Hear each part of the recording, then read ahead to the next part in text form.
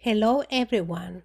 Today we are going to talk about transnational conversations in education, the benefit of student virtual exchanges structured around social justice themes. My name is Dr. Silvia Marijuan. And my name is Scott Ferree. We are from Cal Poly San Luis Obispo in California.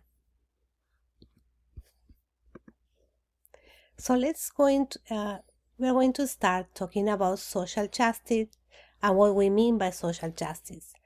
Social justice has been defined as the equitable sharing of social power and benefit within a society, according to Osborne 2006.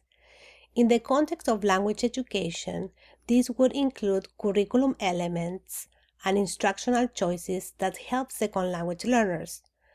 It's very important to tease out race from other variables, that is, issues of race, that is, racial bias, are brought to the discussion. So we are also going to deconstruct political, institutional, and linguistic power structure. Also, we are going to talk about white privilege. We are going to make white privilege visible and promote anti-racism. That is, we are going to dismantle systemic racism when we talk about social justice. So, in the virtual exchanges, the reason we're talking about the virtual exchanges has to do with incorporating social justice elements into the curriculum in an isolated fashion can be impractical and ineffective. Part of social justice work is about how communities and how members of different communities engage in authentic dialogue. This virtual language exchange was organized between a state university in California and a public university in Buenos Aires, Argentina. Students from both institutions, there were 50 altogether, interacted one-on-one for 6 weeks and critically reflected on social justice topics that allowed them to challenge their cultural preconceptions. The languages also served to expose learners to specific Spanish and English dialects. In the virtual exchanges, participants did weekly readings, engaged in weekly reflections, and completed pre- and post-exchange surveys. Topics of discussions included, for example, Black Lives Matter, voting rights and suppression, women's rights, linguistic diversity, Spanish in the U.S., inclusive language in Spanish, and indigenous communities. On the right, you can see some examples of the exchanges and also a student reflection. Results. Both groups that participated in the virtual exchange, meaning the Argentinian groups and the US group, overwhelmingly agreed that the exchange had a positive impact on their linguistic and intercultural skills.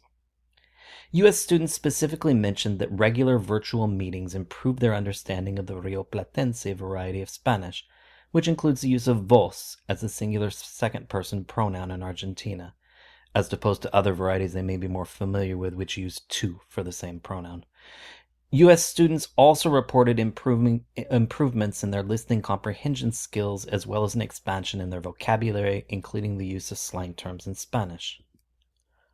Regarding cultural developments, many U.S. students acknowledged their previous tendency to generalize about people from Latin America without considering the diverse experiences and characteristics of different national identities.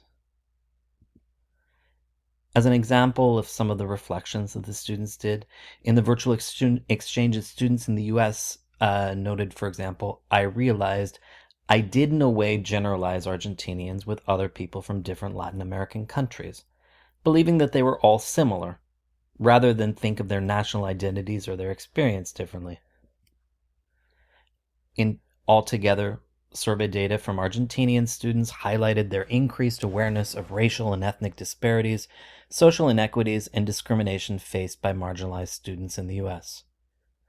Argentinian students questioned the content and perspectives promoted by cultural industries that they had been exposed to, such as Hollywood, mass media, and social media.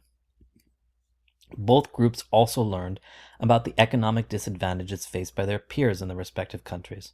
On the one hand, the high cost of university education in the U.S., and on the other, the reality that many Argentinian students need to continue living with their parents as adults. In conclusion, Addressing social justice through semi-structured virtual language exchanges provides second language learners with opportunities to develop intercultural understanding, challenge potential biases and stereotypes about other countries, and raise awareness about racial inequities and linguistic diversity worldwide. Here's a list of our references. I'll pause for a moment in case you want to look at any of these. Thank you. Gracias. Muchas gracias. Thank you. Grazie.